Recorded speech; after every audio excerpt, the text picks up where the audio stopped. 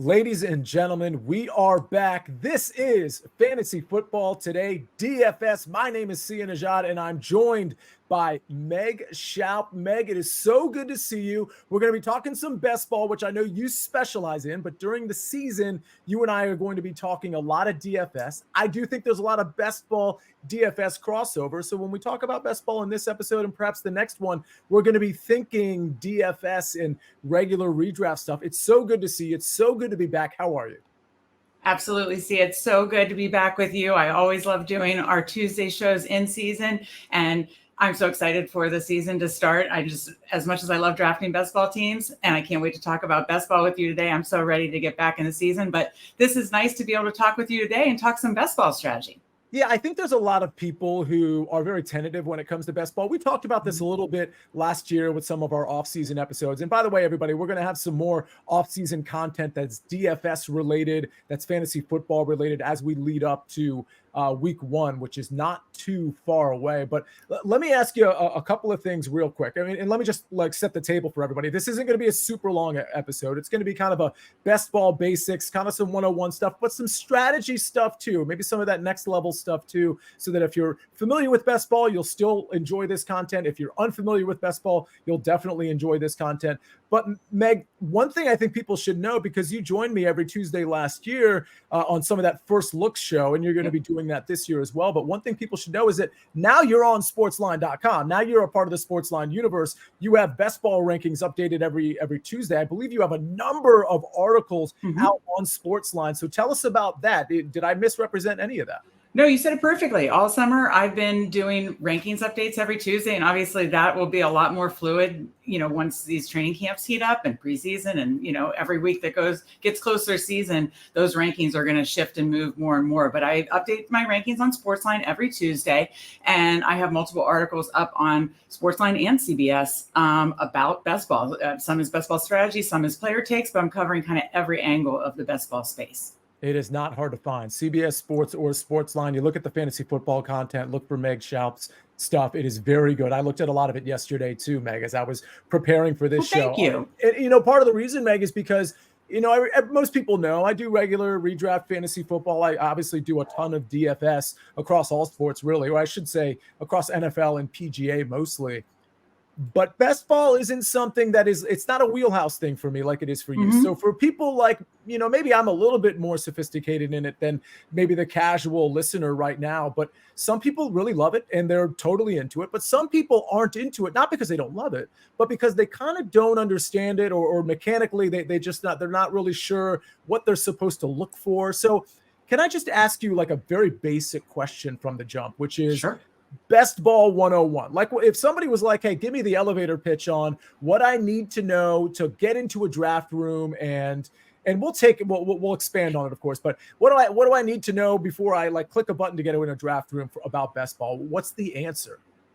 Well, first of all, I'll say the reason I love best ball so much is all the strategies up front. It's now, it's during draft season. And that makes the draft so fun because that's where all the strategy is.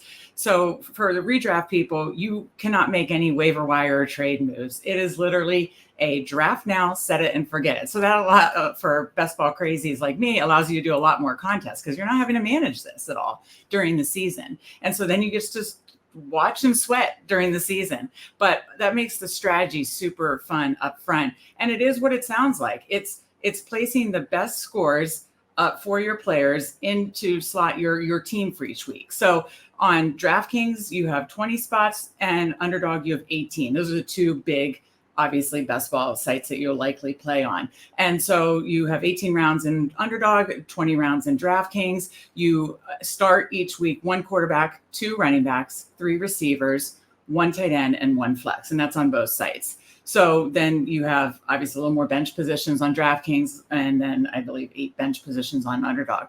So that's what's great. It slots in the best score, but you need to then think about bye weeks, potential injuries, just potential schedules and who might have some matchups that you want to target, especially at certain weeks. And we'll get into more of that later if trying to make the playoffs. But it really is the best part about best ball. 2 things is the set it and forget it aspect. Second is it's relatively still a new format in these massive tournaments. It's been around for a while, but on Underdog, this is Best Ball Mania, their flagship tournament 5. So we're working on limited data that you can still there's no one wrong or right way to play best ball. And I think that's what I love about it the most, is it gives you permission to kind of have fun, get creative in different drafts, try different things. There's never unless you drafted 6 quarterbacks and 2 running backs or something like that, there's not necessarily really a wrong way to do it. And you can kind of adapt different strategies in each draft and have fun with it. So that's kind of the elevator pitch of why I think it's so great. But yeah, and that's kind of the super, super basic level of it. Let me ask you this, because I'm not even sure I know the answer to this question, but a lot of times when we think about Underdog or DraftKings and Best Ball, people promote it like, hey, there's this one huge contest where you can win $1 million, and there's thousands upon thousands, if not hundreds of thousands that are in that contest. And don't get me wrong, that's fun too. I mean, I think there's kind of a lottery aspect to that, but it's fun because there's the strategy, and good strategy is going to prevail at the end of the day. Are there smaller tournaments or ways to get paid out where you're not banking on being that 1 in 300,000 or whatever? Because I think a lot of people that play DFS, like myself, for example, we play a lot of single entry stuff where there might be 1,000 people in a contest or 555, and it's not 150,000. So is there room for those people as well? Yes, absolutely. So yes, there is the flagship tournament on each site. DraftKings has a big Millie Maker. Underdogs is the Best Ball Mania. But yes, Underdog especially has released a ton of tournaments, and they're releasing them kind of each week and feeding the growing audience of best ball lovers. But whether it's single entry, 3 max, 5 max, 10 max, 20 max, but they've improved the advance rates. So that's another kind of layer to it is, usually you have to finish 2 out of 12 in your pod, meaning who you drafted with, to make the playoffs. And then out of that, then each tournament has its different advance rate structure. Those lottos have a much more difficult advance rate structure, of course, because it is kind of like playing the DraftKings Millie Maker in DFS, right? But there are many now, like on Underdog, and I'm sure DraftKings is doing the same, where once you get out of that pod, then the next week might be 1 of 5 or 1 of 6 to advance. And that makes it a lot better. And that's what I'm personally trying to be better about, because I did play more of the lotto style last year. And I want to kind of set myself up for success to have some more semifinal and hopefully final sweats this year, because it just like the DraftKings Millie Maker and DFS, that's hard when you're competing against that many people. So to answer your question, those are fun. But yes, both sites offer other types of the 3 max, 5 max, but more importantly, the better advance rate structure, flatter payouts, those kind of things, the types of tournaments you and I like in DFS, they've applied that to best ball. So that's great. And I will say one other thing for the people who are daunted to see things on Twitter and it just seems so overwhelming, let yourself dabble. I just dabbled my first couple years in 2020, 2021. 2022 is where I took it a lot more seriously, but I only did 50 lineups in 2022 and I only did 9. This is to give people hope if they just want to throw in, say, 3 in the lotto. I only did 9 Best Ball Mania contests or drafts. And of those 9, I made the Best Ball Mania finals, which was 1 out of 470,000 entries. I was in the top 470 finals, and I think I finished 285. Wow. So you don't have to max enter. I think people think that in DFS, well, I have to max enter if I'm going to play the Millie Maker. Just throw in 1 and have fun and then do things like you and I talk about a lot, the single entry 3 max. Same thing applies to best ball.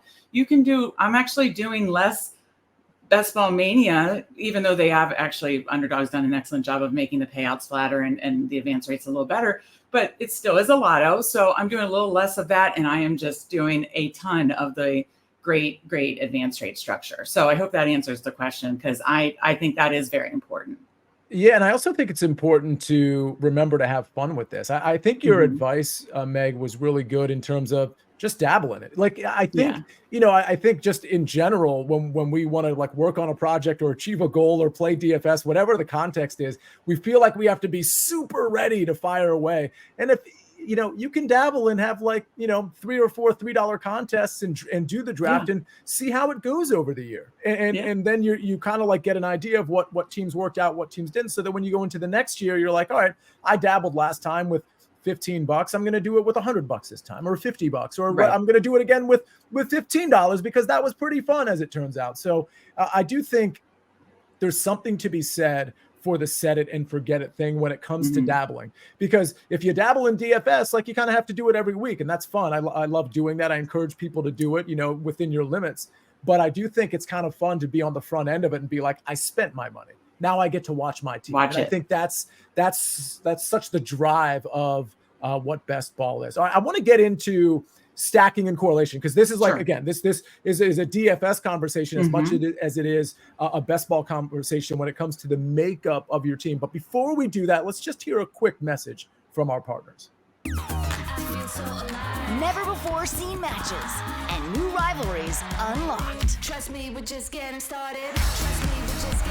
The Summer Cup is here. Let these games begin. We are back on Fantasy Football Today, DFS. I'm joined by Meg Shoup, who you will see and hear from, along with Mike McClure, on this show as we continue through the offseason and, of course, through the season. I'll also have some special guests on this show, like I did with our offseason series last year and the year prior to that as well. I want to talk about, speaking of DFS, I want to talk about stacking and correlating, because, of course, when we talk about DFS and we talk about it, Meg, you and I on every Tuesday show, and then when Mike joins me, we talk about our favorite correlations, our favorite plays and stacks and mini stacks and all of those things. Those concepts transfer over to best ball in a very significant way, do they not? They very much do. And, throughout the season, you're just really trying to make correlated bets on teams that you believe in, whether it's going to be top offenses or undervalued or underpriced offenses, kind of like the Houston Texans last year, right? Like, if you made bets on last year on, higher priced offenses like the 49ers, or mid-priced offenses like the Lions or Dolphins or Cowboys, or value, stacks and team bets on like the Texans, if you were stacking up those teams, Packers, then you probably had a great best ball season last year. So you're making correlated bets on those teams are going to kind of be successful, be a top offense, or just really outperform their ADP. So from a season-long perspective of best ball and kind of getting that advance rate to the playoffs, you just really want to be stacking teams. And I'm willing to stack teams, not just the traditional, I'm going to take one quarterback, one receiver. You can stack quarterback, running back, receiver, tight end, or just quarterback, tight end, quarterback, receiver, tight end. Be creative with that. And then stacking kind of goes next level when you start thinking about the best ball playoffs, which are weeks 15, 16, 17. And that's where you want to consider stacking and treating it like a DFS tournament, because each week, especially in the finals, week 17, where you're trying to beat however many is in that finals, it is basically at week 17 like a DFS tournament. And so that way you're trying to say, well, if this team goes off, likely maybe the game went high scoring, and so I may want to bring back somebody from a team. And that's where you think through even some more correlation. But at the base level, really think of stacking and team correlation and making team correlated bets throughout the entire roster, that I think this team is going to be really good this year on offense. And real quick, to simplify the correlation at the end, I mean, you're talking like 15 through 17, but 17 seems to be the point of emphasis. To really simplify that to anybody out there that's new to best ball, if I were to say, well, okay, all I need to really make sure is, of course, I want to see a potential high scoring game. So I'm looking at those week 17 games. But even if I didn't get like the stack in the highest scoring game necessarily in my draft, like what I'm really looking for ultimately is correlation in week 17 with respect to quarterback. You're going to have correlation on that team anyway, but with respect to quarterback and a couple of pass catchers, or however you want to structure that, but also some correlation, some run backs, if you will. Right. And that's why people in best ball will look for that week 17 correlation, especially on games that they really think could be, high total games or have potential to have a lot of back and forth shootout. So, that, kind of wade into that. I mean, that's kind of the last thing that I look for.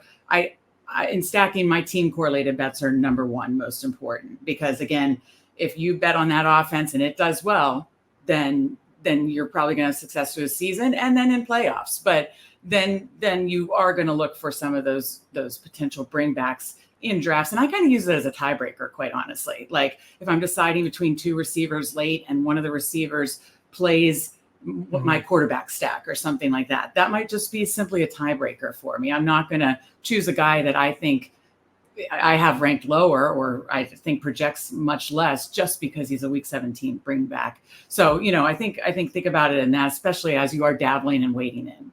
Yeah, fair enough. All right, so let's get into, I think, a couple more concepts, and we're actually going to talk about players on a subsequent episode. I want to talk about undervalued, maybe perhaps overvalued players you seem to be drafting, ADP, things like that. We'll actually get into the nuts and the bolts of the players in that episode, because I do think there's going to be some DFS crossover there too, especially in the opening weeks of the NFL. Like, I mean, week one, I'm already looking at stuff in terms of where I might want to have some sneaky stacks and things of that nature, what slates I want to play. We'll talk about that a little bit later, but let's talk about positional allocation. I think that's, if I'm new to best ball, you've answered my questions as to what best ball is, where I can look for contests, if I want to be more conservative with my contest selection, basically correlation and things like that, which are things that I think that concept, I think people understand outside of the week 17 thing where you want to make sure you have some run backs and whatnot. Positional allocation, I think, might be something that people that are new to best ball are curious about. And what I mean by that, of course, is, well, I don't know how many QBs to draft. I'm not 100% sure how many running backs or receivers or tight ends. I know to correlate them or have several different correlations. Like maybe I'm drafting two quarterbacks. I want both of those quarterbacks to be correlated, but I don't know. I draft three quarterbacks and correlate all three. So answer that question for me. Like, how are you determining how many to draft at each position?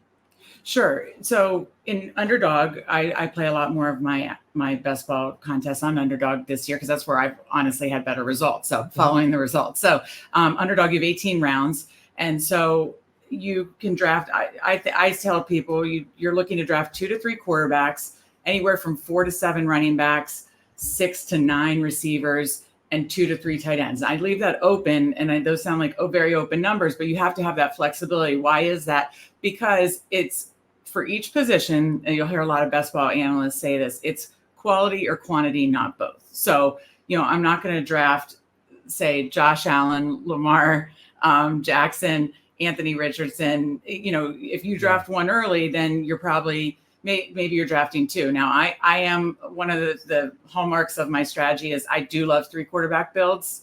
We've seen the last 2 years, there's been, I believe, over 65 different quarterbacks have started the last 2 years. I believe the last 2 years, only 8 or 9 teams have had their whole quarterback the entire year. So I am a bit cynical there. I do like to build a 3 quarterback build, but again, you still have to consider that if I'm drafting a Josh Allen, then I'm waiting to get 2 quarterbacks later. So it's like total positional allocation at each position.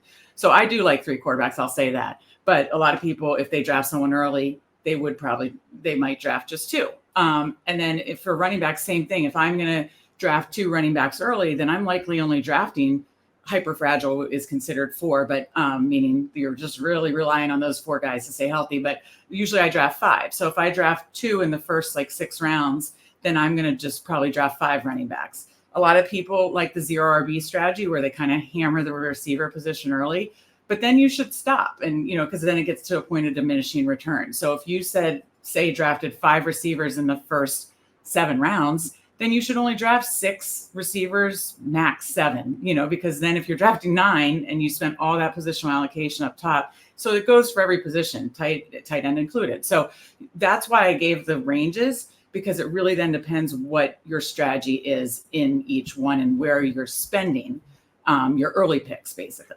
And doesn't that kind of lend itself to what you were saying earlier, where there's not one definite strategy that's going to work for everybody. So I think that's part of the pool of best ball is that you can kind of be the artist here. That doesn't mean it's going to work. Like you might be a bad artist, but like the point is you can paint your canvas however you want, because you said it yourself. You're kind of more cynical. You have that 3 QB approach.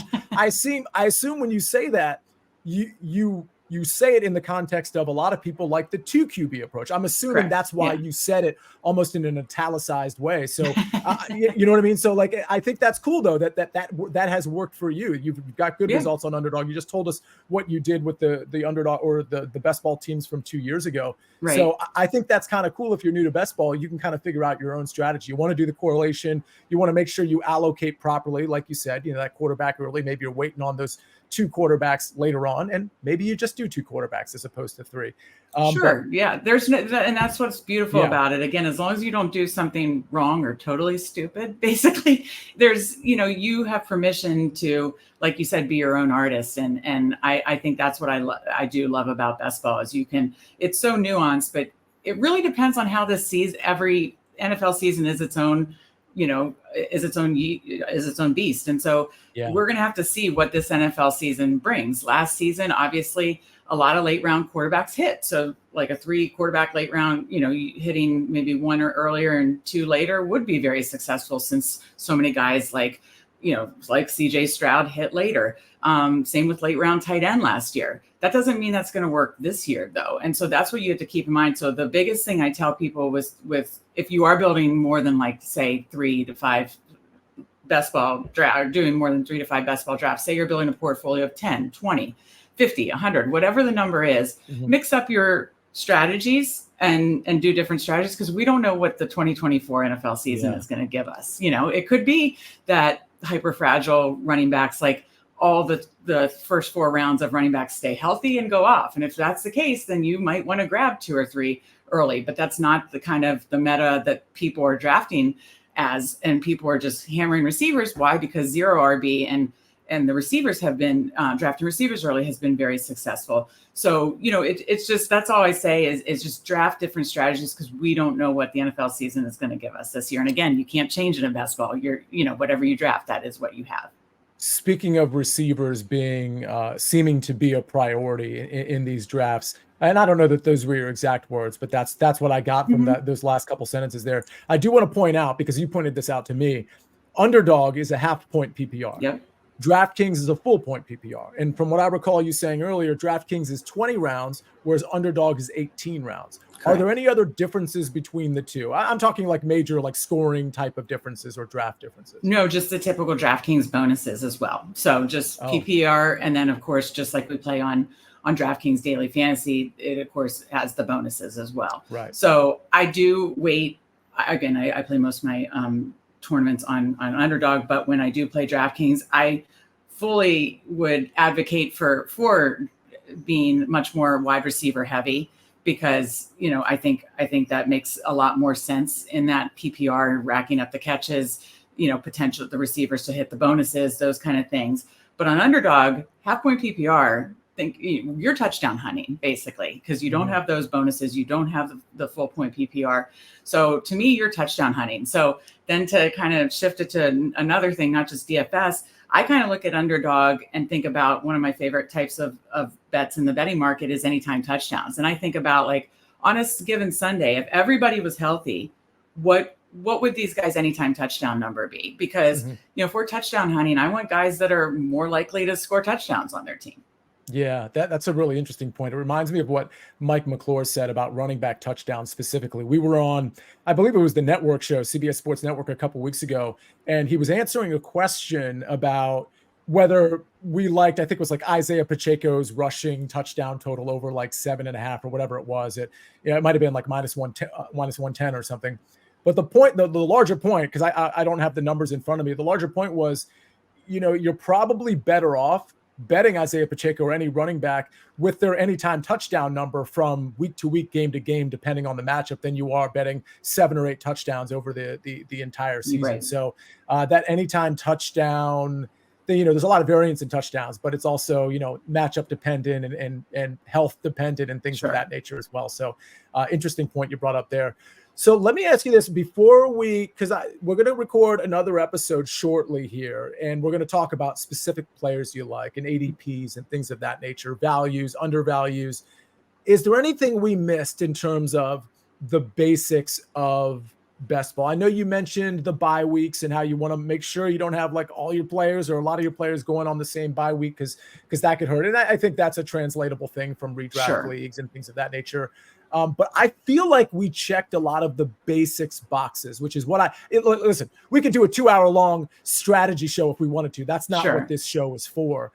So we've gone about 25 minutes. Is there anything we kind of missed out for somebody that's like, oh, I just listened to that FFT DFS episode. I want to engage. Can't wait to hear the next episode about the actual players that Meg Shoup likes. But for now, is there anything from a strategy and that like maybe we missed on?